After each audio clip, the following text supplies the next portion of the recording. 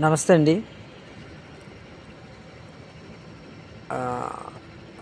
ఈ తెలంగాణ ముఖ్యమంత్రి గారు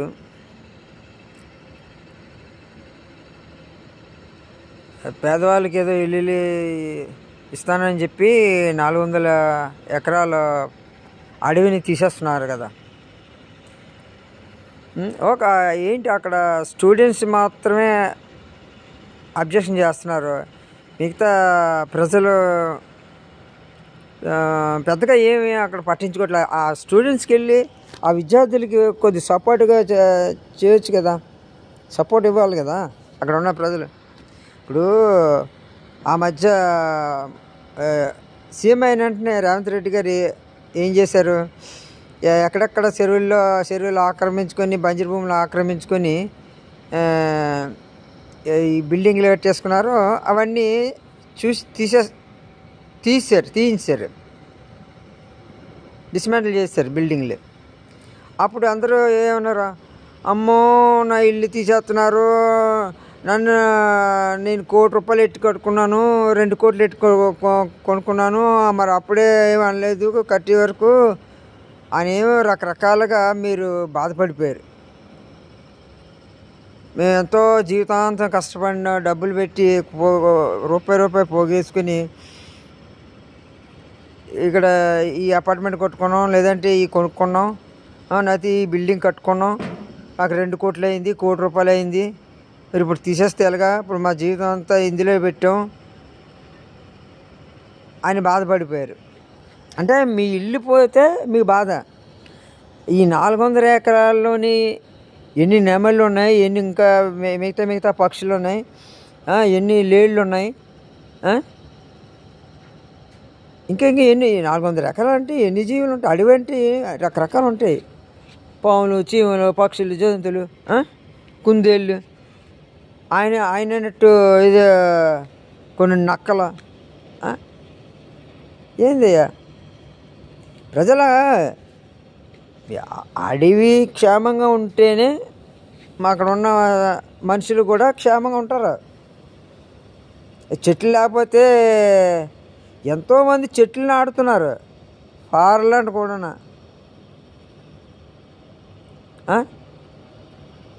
ప్రతి ఒక్కరు చెట్టు నాటండి అని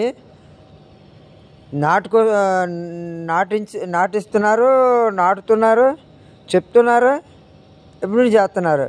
మీరు ఒకేసారి 400 ఎకరాలు ఎన్ని చెట్లు ఉంటాయి, ఎన్ని మొక్కలు ఉంటాయి, ఎన్ని జీవరాశులు ఉన్నాయి. మీకేమైనా అసలు ఇంగిత జ్ఞానం ఉందా లేదా?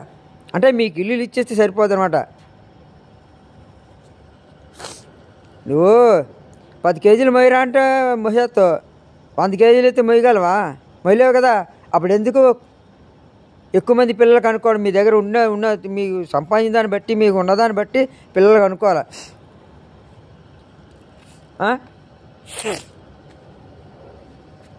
ఇల్లు కావాలంటే కలిసి ఉండండి ఉమ్మడి కుటుంబంలో.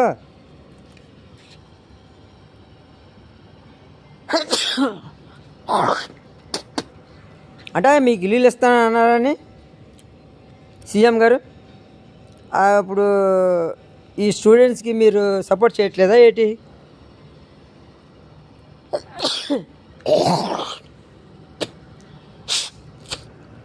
ఆ చుట్టుపక్కల ఉన్న ప్రజలందరూ సపోర్ట్ చేయాలి కదా, అడుగు తీయొద్దని. మనందరం కలిసి ప్రతి జీవరాశి A to Z ఈ ప్రకృతి నుంచే వచ్చాం.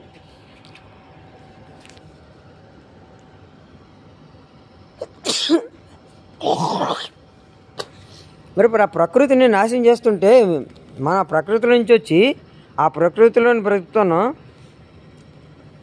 మరి మన ఆ ప్రకృతిని నాశనం చేస్తుంటే ఏంటి? ఎంతోమంది మేధావులు ఉన్నారు. ఇప్పుడు యూట్యూబ్లో వీడియోలు పెట్టడం, స్పీచ్లు ఇవ్వడం కాదు, అక్కడికి వెళ్ళి స్టూడెంట్స్కి మీరు సపోర్ట్ చేయండి. ఇప్పుడు బెయిల్ ఏదో వచ్చిందంట కదా ఆపమని, అయినా సరే ఇంకా పోలీసులు అక్కడే ఉన్నారు. ఇది అయినా ఎంత దారుణం. మనిషి ఎక్కడో బంజరు అంటే నష్టం లేని చోట పక్షులు కానీ అక్కడ ఏది నష్టం లేకుండా ఖాళీగా ఉన్న బంజరు భూమిలో నువ్వు ఇల్లు కట్టివయ్యా. పోనీ ఆ అడవిలోనే ఏదో సైడ్ నుంచి చెట్లు తీయకుండా చెట్లు లేని మధ్యలో నీకు బిల్డింగ్లు కట్టు. ఆ జంతువులతో పాటు ఈ జంతువులు మన జంతువులు కూడా ఉంటారు. మనం జంతువులే కదా. చెట్లు ఏం తీసేయడం, బిల్డింగ్ కట్టిన దగ్గర చెట్లు తీ, మిగతా వదిలి నువ్వు మొత్తం చదువు చేయడం ఎందుకు? ఏంటి ఆంధ్రాలో లాస్ట్ టైం ఒక 6 సంవత్సరాల క్రితం 7 సంవత్సరాల క్రితం 33,000 ఎకరాలు గుంటూరు సైడు పాడు చేసాడు ఈ చంద్రబాబు నాయుడు గారు. ఆ తర్వాత జగన్మోహన్ రెడ్డి గారు వచ్చారు. ఉన్నకాడు లేని కాడికి అన్నీ బినామీల పేరు చేత కొనుక్కు దొబ్బారు, అమ్మేసి దొబ్బారు. కొంట సైడ్లు అంటూని ఎక్కడెక్కడ బంజరుములు అన్నీ ఇంకేం లేవు. ఇప్పుడు యాదవులు గొర్రెలు మేపడానికైనా ఆవులు మేకలు మేపడానికైనా వాళ్ళు అడుగు తీసి అడిగడానికి ఎక్కడ ఏం లేదు. అక్కడే ఎందుకు అక్కడ ఉన్న రైతులే ఏ బంజరు భూమి ఒక అడుగు తీసి అడిగేయడానికి బంజరు భూమి లేదు. అన్నీ 100 ఎకరాలు 300 ఎకరాలు ఇలాగా ఎక్కడెక్కడ ఉన్నాయని డబ్బులు వస్తున్నాయి. రైతులు కూడా అమ్మేశారు కొంత ఉన్న బంజరు భూములు కూడా. అలాగే ఎమ్మెల్యేలు, ఈ ఆర్ఐలు, తహసీల్దారులు వీళ్ళు అమ్ము దెబ్బారు. లేకపోతే భూమి అంతేది. ఇది చాలా తప్పు. ఈ జనాలు ఎక్కువైతే పిల్లలు తగ్గించుకోండి, అంతేగాని ఈ అడవులు తీసేస్తే ఎలాగా? అంటే ఇప్పుడు నేను చేస్తే నాకు పేరు వస్తుంది, మీరు చేస్తే మీకు పేరు వస్తుంది. అలా పేరు వస్తుందని మనం నేచర్ని పాడు చేయకూడదు కదా. నేచర్ని పాడు చేయకూడదు కదా. ఖాళీగా ఉంది బంజరు భూమి అనుకో, అక్కడ మీరు కట్టండి. ఇంకెక్కడ లేవేటి 75 కోట్లు అంటే ఒక ఎకరా. అంటే పేరు వస్తుందనో లేదంటే కొంత వెనకేసుకుందాం అనుకున్నా. అది చాలా తప్పు. సీఎం గారు ఇప్పుడు ప్రజలందరూ మీరు వెళ్ళి సపోర్ట్ చేయండి స్టూడెంట్స్కి. అది నరకూడదు. ఇప్పటికి ఎన్ని చెట్లు ఎత్తి తీసారో దానికి డబల్ చెట్లు మళ్ళీ మొక్కలు నాటండి. మొక్కలు నాటి అట్లా ఇటు అడవిలో ఉన్న జింకలు ఇళ్ళలోకి పోతున్నాయి, రోడ్లోనే పరిగెడుతున్నాయి ప్రాణభయంతో. కొళ్ళు దొబ్బాయి ఒక్కొక్కరికి. రేవంత్ రెడ్డి గారికి బుద్ధి లేదు అంటే ఏ దురాస్తోటి కొన్ని ఎకరాలు వెనకేసుకుంది అనుకుని ఉంటాడు అమ్మేసి. లేదంటే ఆయన పేరు అవుతుందని. అది అలా చేస్తాలుగా, అలా చేయకూడదు కదా. ఆయన ఆశ ఉంది, దురాశ ఉంది. ఆయన సీఎం అయ్యాడు కాబట్టి దురాశ ఉంది, అవకాశం ఉంది కాబట్టి దోచుకుంది అనుకుంటున్నారు. మరి ప్రజలు మీరు సంకనాకుతున్నారేంటి? అక్కడ ఉన్నోళ్ళు చెప్తే అలాగే. అంతకుముందు మాజీ సీఎం ఏం చెప్పారు? ఇచ్చారేంటి? డబుల్ బెడ్రూమ్లు ఇస్తానన్నారు, ఇచ్చారు అతను? లేదు కదా. ఈయన కూడా అలాగే అంటారు. కొంతమందికి ఒక 5 రూపాయలు 10 అయితే 100 మందికి 50 మందికి ఇస్తారో మిగతా లుక్కేస్తారు. మనం నేచర్ని మనం పాడు చేయకూడదు. ఎక్కడ చెట్లు లేకపోతే చెట్లు నాటిస్తున్నారు. ప్రపంచం అంతా ఏం చేస్తుంది చూస్తున్నారా? చైనాలోని కొన్ని 100 ఎకరాలు సంవత్సరం అది ఎడారైపోతుంది. ఒకప్పుడు గడ్డి మొక్కలు జంతువులు ఉండి అది అలా ఎడారైపోతుంటే దాంట్లో ఈ టెక్నాలజీ ఉపయోగించి మొక్కలు నాటి చెట్లు ఫారెస్ట్ చేస్తున్నారు. కళ్ళు దొబ్బేయడు ఇక్కడ. మీరు ఇక్కడేమో మంచి ఫారెస్ట్ని జంతువులు ఉన్నదాన్ని అది తీసేసి మీరు ఇల్లు కడతారా? అమ్ము దొబ్బేసి బ్యాంక్ బ్యాలెన్స్ నింపుకోవడానికి. ఇప్పుడు రూల్ అంటే rule is rule for all అంటే ఏంటి?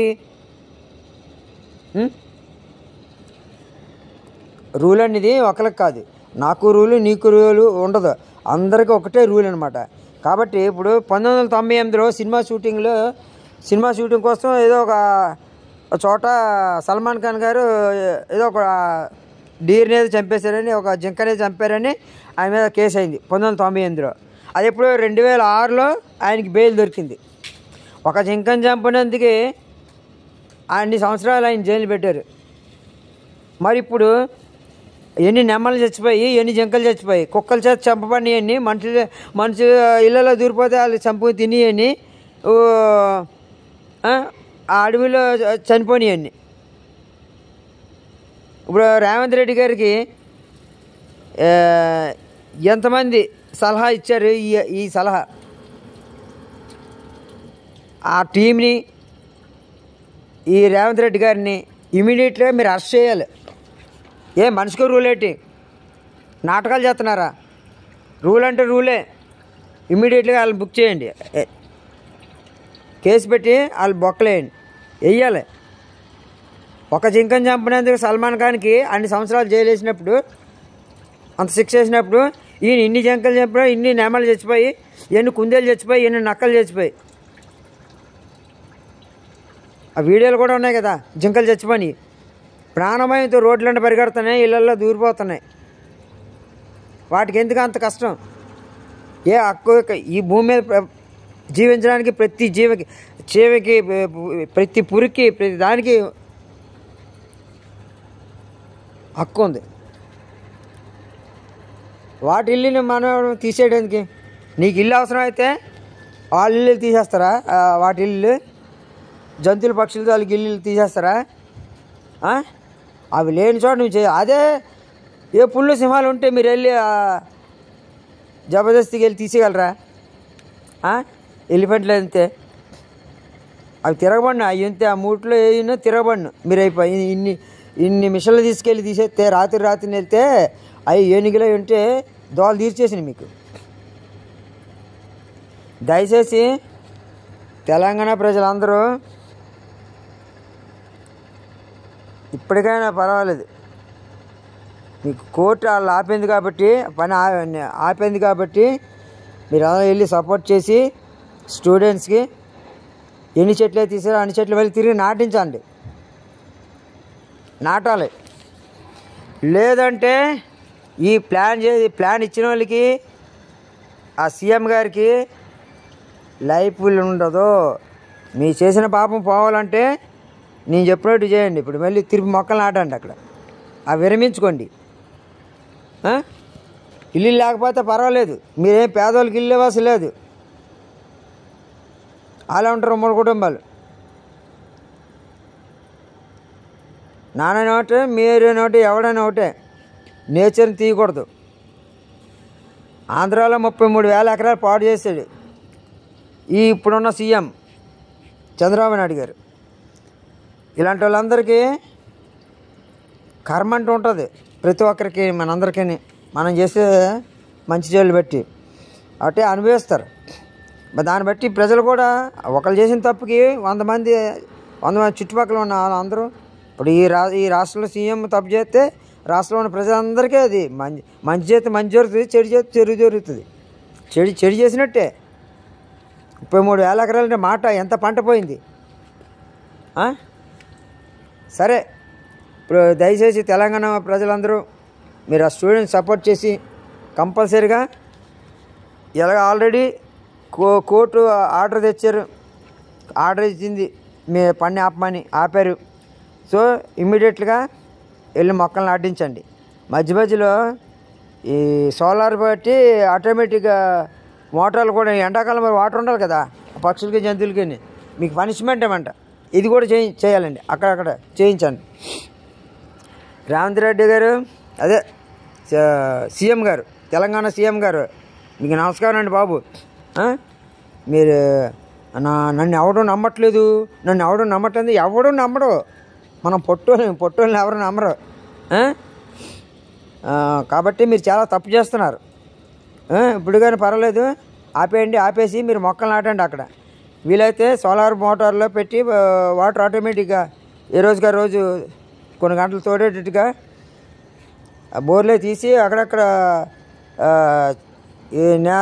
చిన్న చెరువుల్లాగా చేసి ఉంచితే అవి చక్కగా మీ పేరు చెప్పుకొని మరి ఆ జీవులు బతుకుతాయి. కంపల్సరీ మిమ్మల్ని జైల్లో పెట్టాలి, ఎందుకంటే మీరు కొన్ని జీవులు చంపేశారు కదా. ఎన్ని సల్మాన్ ఖాన్ గారికి జైలు శిక్ష వేసారు, ఎన్ని సంవత్సరాలు వేసారు. ఎన్ని జింకలు చంపితే అన్ని సంవత్సరాలు మీకు అన్నేసి, సంవత్సరాలు కాదు అదే అతనికి ఎన్ని సంవత్సరాలు చాలా కదా దానికి ఉంటుంది శిక్ష అంటూ దాని ఈ తప్పుకి ఇన్ని సంవత్సరాలు ఈ తప్పుకి ఇన్ని సంవత్సరాలు మేము దాని ప్రకారంగా మీకు శిక్ష పడాలి మీకు మీకు మీకు ఈ సలహా ఇచ్చిన టీంకి దయచేసి ప్రజలందరూ దీన్ని సపోర్ట్ చేస్తారని ఈ స్టూడెంట్స్కి తెలంగాణ హెచ్యూసీ ఏదో అది యూనివర్సిటీకి వాళ్ళకి స్టూడెంట్స్ సపోర్ట్ చేసి అది ఇప్పుడు ఏదైతే డిఫారెస్ట్ చేస్తున్నారో దాన్ని ఆపేసి అక్కడ మొక్కలు నాటేటట్టుగా చేస్తారని మీ అందరికీ నా హృదయపూర్వకంగా మిమ్మల్ని కోరుకుంటున్నాను. జై శ్రీరామ్.